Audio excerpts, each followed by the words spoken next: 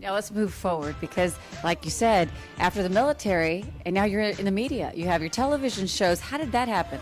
That was a complete fluke, okay? Nellie, I gotta tell you, after Desert Storm, I decided I would start a medical business working in war zones. So that's what I did. And I was working in a war zone for about a year in Azerbaijan, as the gold wars and the old oil wars for them. And so I realized that was very intense, so I started a tourism business. And that was working with kids in Costa Rica. And that was just so my guys, after 6 months in a war zone, could decompress and get nice again, because wars kind of make you a little bit long in the tooth. And so from there, MTV Road Rules discovered me. They wanted to do a season finale with us, and I thought they were going to be all kind of like poofs. And they ended up being really tough folk, and I liked working with them, and they liked working with me. And so one thing led to another. I was working as a set medic and security and a translator, and before you know it, they asked me to be a producer, making action and adventure segments, and then 9/11 happened. I was actually living in LA, working for ABC as a producer and a single dad when 9/11 happened. And so I had to send my boys back to my ex-wife. I had to go back through the Special Forces officer course, went to Afghanistan, was a commander of Mujahideen militia guys for the Afghanis. And then when I came back, of course, the profile of Special Forces was a lot higher in the media. So I started getting asked to be a subject matter expert for things. And through that, people started asking me to maybe play a little bit of a character role in some other reality shows. And one thing led to another. And finally they said, if you could make a show, what would you do? And I said, well, I can make this one-man army thing, and I can make this man-woman-wild thing, and they liked it, and they let me make it, and the shows were hits, and there you go. So we're very excited to have that chance, but it was not a plan.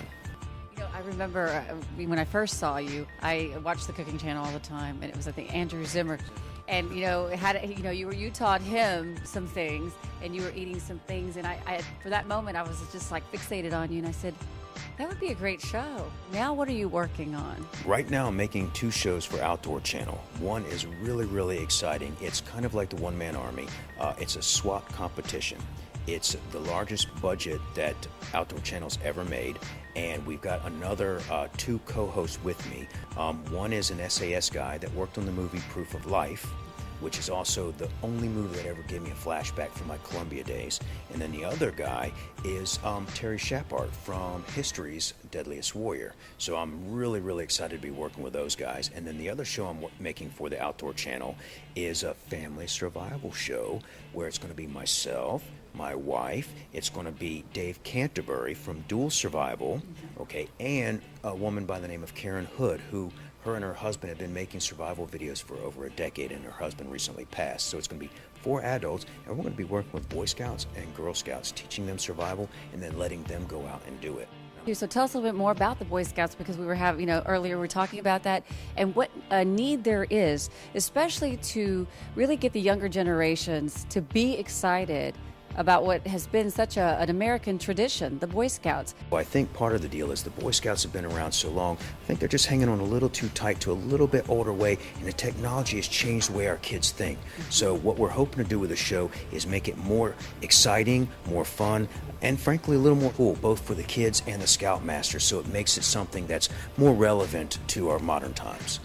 What has been some of your surprising moments with fans, especially men? Because I have talked to some men that when they see you, you're like an actual live superhero.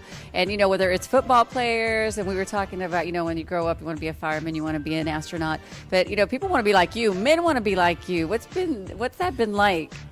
What makes me really happy is that in our shows, that they're quality, they're realistic, but we teach and espouse good principles, and I think a lot of people identify with that, and it resonates, and so they're like, you know what, that's a good ideal, and I like that, and I like that about you, and I think that's what the real thing is. I mean, I kind of see myself as like really a knuckle dragger, but I try, and I think my heart's in the right place, so I think that's what guys like about it, and it's an honor, frankly. So now, if people want to, just follow you and see what you're doing, what you're up to, where can they find you?